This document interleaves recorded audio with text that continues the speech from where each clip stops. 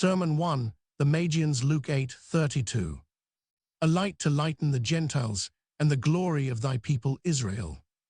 Two subjects which appear incongruous were brought before us on the day of Epiphany. The Gospel spoke of the Magians, who were led by a star to the cradle of Christ. The Epistle spoke of the message which St. Paul delivered to the Ephesians. What connection is there between these thoughts? What has a star in the heavens to do with the sermons of a tent maker? A study of St. Paul's words would suggest the answer to this question. It is embodied in the very word epiphany. Not a sermon or a star is the subject of the epistle or the gospel, but God's manifestation of his Son to the Gentiles. This manifestation can be as little explained by the discourses which St. Paul delivered as by the shining of an outward luminary. It is to the Spirit within that God makes any of his discoveries. Only with this Spirit can a man seize any truth or enter into communion with it. Newton might have seen 1,000 apples fall from the trees on which they hung. There was one which led him to perceive the law of the universe. The object that was presented to his outward eye became the instrument through which an idea was presented to the man himself. A universal truth shone through that special instance. His devout and humble mind would have acknowledged at once that God had led him to the one through the other. If afterwards he studied the speculations of Copernicus and the demonstrations of Kepler, he would have confessed, with all gratitude to his earthly teachers, that they also were instruments by which he was guided to the knowledge of a truth, which would not have been less a truth for them, for himself, for mankind, if no one of them had been able to apprehend it. In like manner, the leading of a star and the labors of St. Paul are equally unintelligible if they are viewed without reference to the object of both.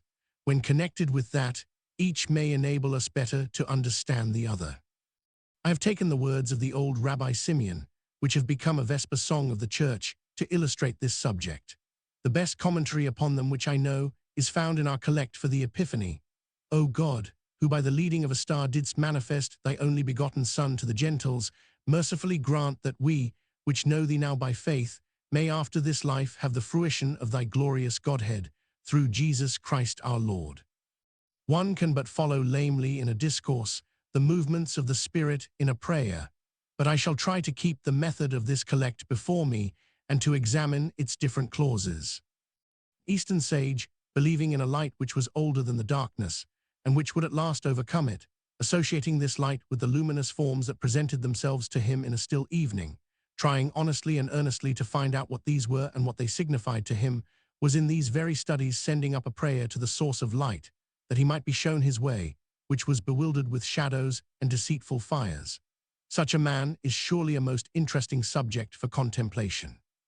Yet how mournful a one he would be if we supposed it was all in vain, if his wishes were self-created and met with no response, if his life was passed in dreams and death was the awakening to a certainty that they pointed to nothing.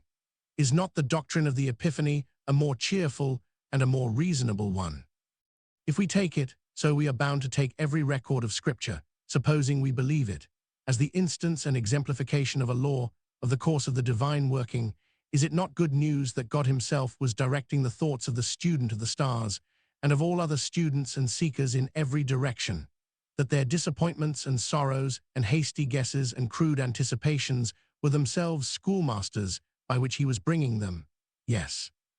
Why do we stumble at the words, bringing them to Christ, bringing them to the light which was lightening them, and had lightened every man that came into the world, bringing them to know that he was there who always had been there, bringing them to understand the deepest moral truth, the truth that most concerned their own being, through some common, often observed incident, and by its commonness to feel assured that it was a truth for all as well as for them.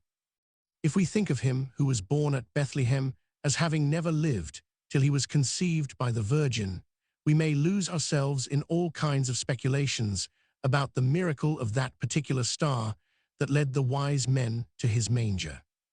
But if we adopt the Catholic faith, the faith which was set before us on Christmas Day, if we suppose that the Word who was with the Father, who had been with the Father before all worlds, by whom the worlds were made, who had always been the life and the light of men, was then made flesh and dwelt among us, that star will be no exception to the law which all stars have been obeying.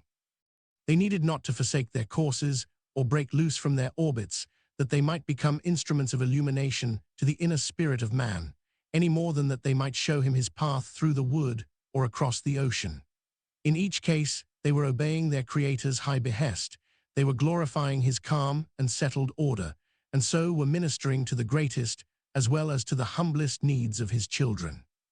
It might have been indeed a wonder to the wise men, an overthrow of many previous conjectures and high imaginations, a tearing in pieces of many plausible schemes of the universe which they had devised or adopted, when they were led to confess the glory in a Jewish child, born in a Jewish stable, which they had looked for either in some Persian monarch or in some son of the upper world. But if there was a breaking down of theories, like that which every true man of science, in whatever department he works, has to endure and ultimately to give thanks for, what a satisfaction was reserved for the humbled heart of the truth-seeker in the very meanness of the outward vesture, in the discovery that the glory was all within, in the assurance that it was not the less human glory because it was divine. How many lines of thought and of hope, which had each been visible at times, which sometimes seemed to intersect each other, sometimes to be running forever parallel without the power of meeting, found their center in that cradle. While they confessed how little the vision corresponded to what, as wise men, as Magians, they should have anticipated and wished, the conviction would be brought home to them that this was what they required because they were men, that here was the Son of Man. At this point, then, there seems no violent transition to that general manifestation of the only begotten Son to the Gentiles, which came through the preaching of St. Paul or of any who followed in his steps. It was as a messenger to men concerning a Son of God and a Son of Man that the apostle went forth. This was his gospel, and wherever he went preaching it, he found that other preachers had been before him. The rains and fruitful seasons, filling men's hearts with food and gladness, had been there. The sun and stars had been there. There had been thoughts of a deliverer, of a king, of a judge. Wherever he went, he had proofs that God had other ways than by the leading of a star to manifest his only begotten Son to the Gentiles, that in every nation and language there were tokens and witnesses of him which God himself was drawing forth, which his minister was to learn first of the invisible teacher in the secret ear, and then to proclaim upon the housetops. And how is it now, brethren? Are things altogether changed? Have we, as some tell us we have, the scriptures and the traditions of the church, either separately or both together, as substitutes for that inner manifestation of the Son of God, which the scriptures and the church say came to certain wise men through the guiding of a star, and to the bulk of the nations through the preaching of the gospel? The actual prayer of the collect would be utterly inconsistent with the words which introduce it. The desire for us could have no connection with the light which came to wise or foolish Gentiles in the old time, if our knowledge of God has not the same ground, is not essentially of the same nature with theirs. The Magians had their traditions and paid them fitting reverence. They studied the stars in conformity with them. But if their traditions had been 1,000 times better than they would have said, "Trust God and not us. He is with you, follow his guiding." They acted on the conviction that this was their duty. They opened their hearts to God's teaching, and he manifested his Son to them. He led them to the child. Those to whom St. Paul preached were not merely Gentiles. A Jewish colony was mixed with them. He spoke to both equally. He made use of Gentile traditions and law. He appealed continually to the Jewish scriptures and to the history of the Jewish calling as authoritative and true. But in both cases equally his object was to lead them to faith in God, in the living Son of God, who had spoken and was speaking to the Gentile conscience, who had spoken and was speaking to the Jewish conscience, not less directly because he had given the Jews a law, because he had raised up patriarchs, kings, prophets, to rule them, teach them, reprove them, because he had caused his oracles to be collected and written down as testimonies of his continual presence with them. The Jew fancied that the patriarchs, the law, the prophets, were substitutes for the voice that was speaking to the Gentiles. He put these and the written oracles, as well as the comments and traditions of the elders, between God and himself. Whilst therefore he prided himself on his superiority to the Gentiles, he in truth reduced himself to a lower level than theirs. He renounced the human privilege of which he could not deprive them. He cut himself off, as far as he could, from the divine light and the divine manifestation, using his traditions, using God's scriptures, to close the passage through which the light of Christ, the only begotten Son, was penetrating into his inner man. Therefore is it that St. Paul had to complain so continually, "A veil is on their hearts." It is not taken away in the reading of the Old Testament, though that testifies everywhere of Christ. Only when they turn to the Lord, when they seek him who is seeking them, will it be taken away. This example is so certainly meant for us and is so fearful that there is need continually to press the truth which the collect suggests. It is the God who manifested his only begotten Son to the Gentiles, who can only manifest his Son to us. No book can do it, be it ever so divine. No church authority or tradition can do it, be it ever so venerable. We must know not the book, not the tradition, but him by faith. We must trust him as we trust a father. That is what the divine book tells us to do. That is what the church tells us to do. And its authority and its traditions belie their own origin, contradict themselves, and become blasphemies if they speak otherwise.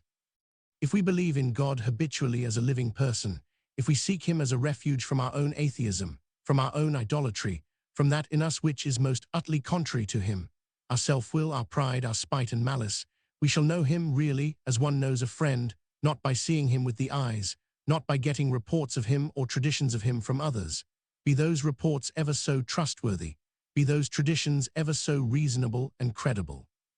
But by experiencing his help, by finding out how much better he is than we are, and yet how well he understands what we are and cares for us, to exchange for this practical faith, which rests upon God himself and his own manifestation of himself in the Son of God and the Son of Man, a belief in the Holy Book, is to disobey all the warnings of that book, to show that we do not know what is in it, that we prize it as a name or a watchword, not for that which it teaches. To exchange for this practical faith a belief in the church, a notion that the church will tell us the right thing and will bring us to heaven, is to show that we do not know what it is to be members of a church or what a church is good for. That we do not prize it because it leads us to the rock on which it stands, to the God who has called it out to be the witness of his revelation of himself to mankind, of his redemption of mankind, but because we suppose it is ours and that it gives us some privilege and glory which other men want. This is to exalt ourselves and to deny God. That is to say, we do not adopt the next clause of the collect, we which know thee now by faith. I have been obliged in some degree to anticipate these words, but they deserve a separate consideration. We were willing enough to limit ourselves by objects of sight. The world had a great many to offer us that were very beautiful, that deserved all admiration. But to rest in them was impossible. We overlooked them. If we came to them with a heart free and open for joy, they met it and gave it food on which it could feast for a time. If it brought sorrow, they oftener took their color from it than gave it a brighter one. And there was an inward aching, a craving of the spirit for that which was like itself, for that which was higher than itself, a craving for deliverance from itself, that all these fair images merely mocked. How delightful was it to escape from them to a friend, to a kinsman. To find an object not of sight but of trust, one who could exchange thoughts and feelings with us, who actually suffered and rejoiced, who was wiser and better than we. But the sympathy becomes exhausted, or there is a vacancy in the character which had seemed all satisfactory, or the wisdom perishes, or some jealousy tears the cord in twain. We need more than this, one altogether better than ourselves, one whose sympathy has no stint, one whose character has no flaw, one who will last the same forever. We want a Son of Man. The gospel that there is such a Son of Man, that he knows our conditions of birth, of poverty, of suffering and death. What has it not been to Europe for 18 centuries? Who knows into what hovels the sound has penetrated, over what cradles and what coffins there has been an echo of it? If you suppose the sun's light and heat have only been felt by those who are acquainted with the right doctrine concerning the heavenly bodies, you may suppose also that Christ's power has been limited by men's acquaintance with the right doctrine concerning his relation to the visible or invisible world.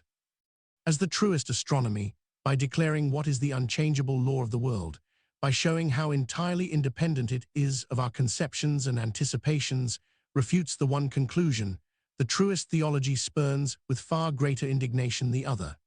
The theology of St. Paul declares Christ to be the foundation that is laid for every man, not one that men by their faith or feelings can lay for themselves.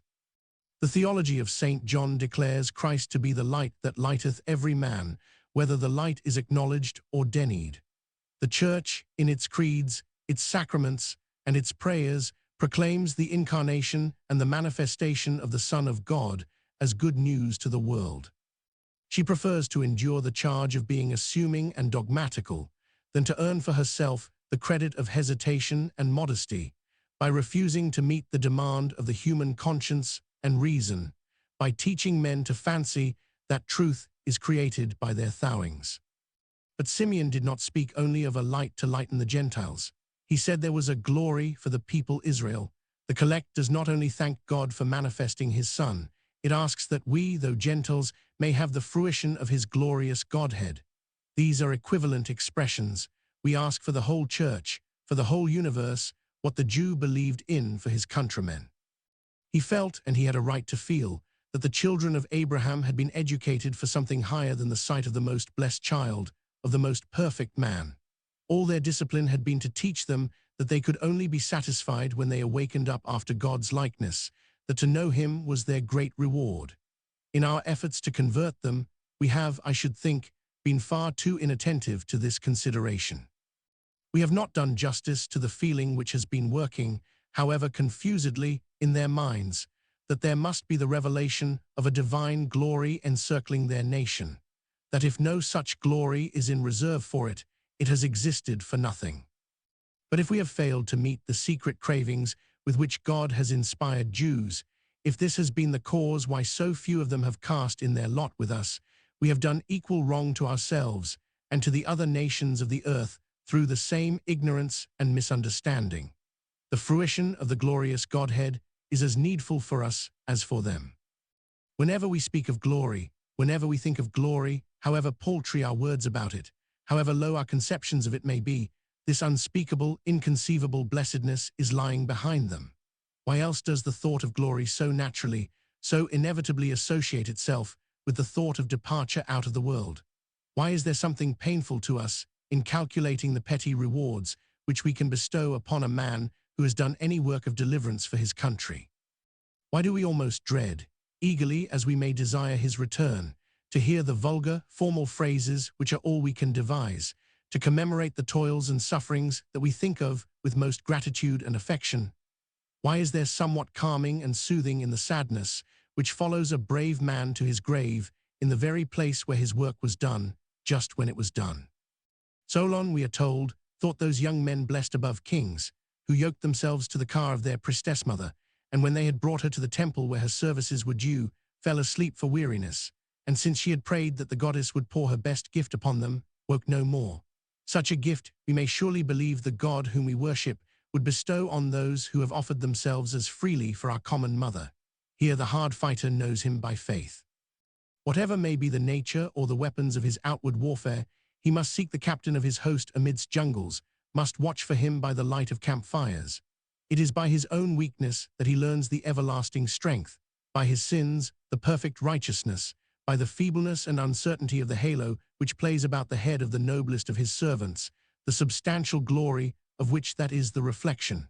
After this life comes the fruition of his glory. The longing for selfish prizes has ceased. The earthly weakness of desiring to exchange faith for sense has been taken away. What remains is the vision of that light which fills earth and heaven, the revelation to the inward eye of the Godhead itself, as the eye of the spiritual body will, by degrees, become capable of taking in all the beauty and harmony of God's works. Yes, there is in us all a deep sighing for home, a longing which nothing but this beholding of God can satisfy. The more we know of the faiths of all the nations of the earth, the more we discover it. Even where the desire has been most perverted, it still exists. Buddha taught those who honor his name to crave for annihilation. Though few may understand his philosophy, hundreds of millions have been affected by his practical teaching. That dream of theirs seems to us monstrous at some, which are surely the best moments of our lives, but how often has it seemed most natural, most desirable, to lose oneself, to forget, to be forgotten?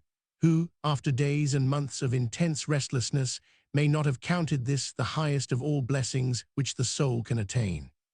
As long as there is about us a floating image of a God of wrath, a God from whose dominion we should be glad to escape, yet a God who would fain curse us with immortality, we shall turn to this as a distant but not impossible hope. Terrible as it may be to us to part with all beautiful things that we have delighted in, with all energies, affections, memories, hopes, the conscience will count this a trifling sacrifice to be delivered from its own ever-increasing burden, from the presence of an irresistible enemy. But when there comes to the conscience the revelation of a reconciled and reconciling God, of one who has manifested his only begotten Son bearing the burden which we could not bear, taking away the sin of the world, bequeathing peace, giving repentance, baptizing with the Spirit, all is changed. That which was sought in nothingness is found in a Father. The death of self is the beginning of a new life, of purified affections, energies, memories, hopes. These have their fruition in God. These realize their glory when he is revealed. Therefore it is true, as it was of old, that the desire of nations is for Christ, a Son of Man, but for Christ, a Son of Man in whom we may see the Father.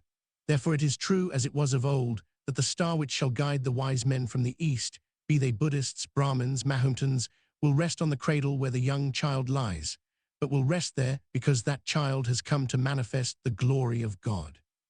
Therefore it is true, as it was of old, that the preachers of a gospel to the Gentiles must go forth telling them that the Word who is their light took flesh and dwelt on earth, and suffered the death of the cross, and that they may be signed with the sign of his cross.